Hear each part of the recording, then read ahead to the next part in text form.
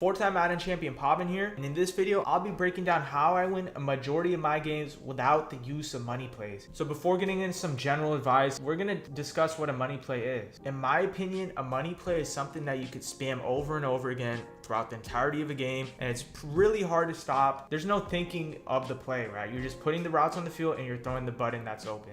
You're not understanding, or you're not realizing, what zone are they putting on the field? Are they in man? Are they in zone? Why is this working? Or anything like that. There's gonna be a peak level that you hit by playing like this, and hitting peak sucks, right? It's gonna be very hard to get over that peak. A perfect example of a money play is gonna be this trips tight end flex motion wide post. Play was so good throughout the entirety of the year. I even myself called it a lot, and I love this play, right? I really do enjoy this play. It's a great play, right? We have this tight end post that's so killer. You see this post just gets in that sweet spot of zone where it's hard to switch stick, it's hard to defend, it's hard to man up. You have a slant with a stock table route, it's going to flood that space of the field. You're going to see that table route gets open to the sideline. And then obviously you have this return route on the back end, right? This return route gets open late so much. This is definitely considered a money play. And here's the difference between me and a lot of people that call this play, right? They go out there, they put their slant, and they just call hike over and over and over again. Like I said, there's nothing wrong with this. You're going to get wins playing like this, but there's going to be a peak level. And eventually you're going to meet a player that's going to be able to stop this with ease. First set of downs are just going to stop you. And then what, right? What's your backup plan after that, right? You have to have a backup plan. You got to be able to think on the fly and come up with creative route concepts. Me personally, I do a lot out of this play, right? I will do a speed out on the solo side. I'll,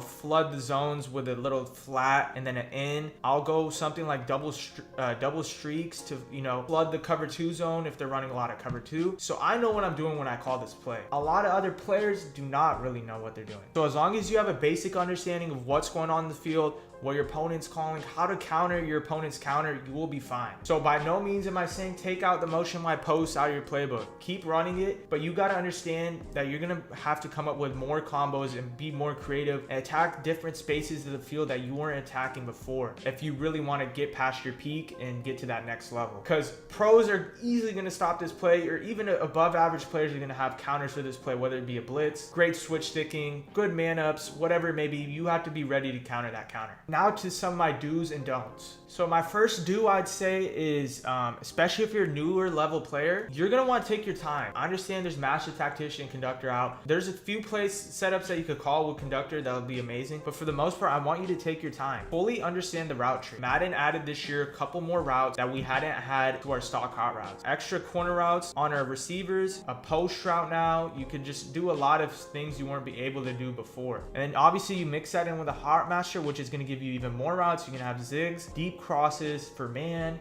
wheels. There's just a lot of routes that you can have. So I want you to stop being so reliant on the stock play setups, right? Motion wide post is a great example. It's a stock play. There's nothing wrong with that play, like I said, but there's so much more you could do if you fully understand and be patient with the route tree. There's going to be times in games where you have to freestyle, and this route tree is going to be your go-to to get those freestyle dots in. Another do is play with the stems a little bit, right? Madden also added another feature this year called the stem route. You could stem these posts or these out routes, whatever route you want to have, to fit the criteria or fit the depth that you want to attack. Like let's just say someone's running a lot of man coverage or cover 3 and you want to set up a cover 3 bomb. Well, we would simply stem this guy up all the way to really attack that cover 3 space. See right here?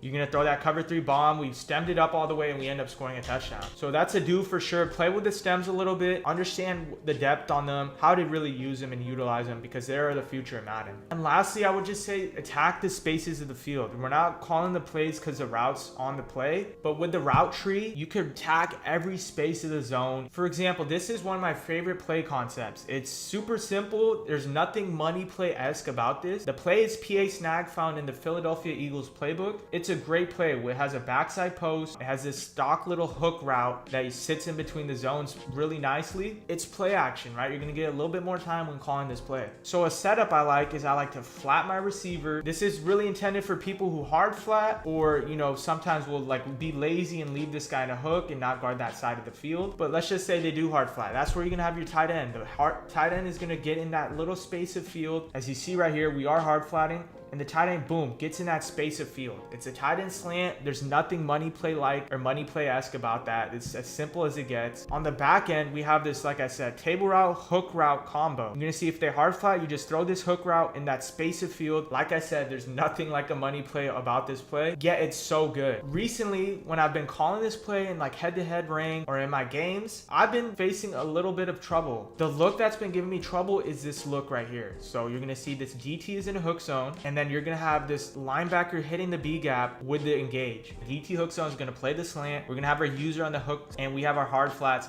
to stop, you know, any type of flat routes. And this is a look a lot of people been running. You see right here, DT hook zone just plays the post and the slant so well. It's very hard to fit that pass in there. People switch stick onto the DT and get stops. It's pretty crazy, honestly. So I realized this and realized I had to find a new combo that the DT cannot really get to. It can be hard for them to defend all the routes on the field. And I came to the conclusion that this route combo is pretty decent versus that. Like I said, nothing money play like this. Is super simple. We're using our route tree. But the only thing is we're on the short side of the field now. We're closer to the sideline, and our running back is on this wheel route, and we have this flat route now on the receiver instead of before with the running back on the flat and this guy on the hook. And you see the same look that we called previously. We're gonna have a little trouble guarding this play. We're gonna end up calling hike, and you see this DT's hook zone just cannot get to that flat. The hard flat on the right is, you know, occupied by that flat zone, and it's just an easy, nice read. We end up having this post as well with a little pass lead down. You could fit that in the between the zones and in that nice little space. And it's just tough. The user has to guard the slant alongside that post. If he wants to switch stick, the tight end will end up getting open. This is how I base my plays in run offense in Madden 25. I don't really look for specific money plays, this, that, or third. I just attack the spaces of field that they let me attack. And if they counter that, I move on to a different space of the field.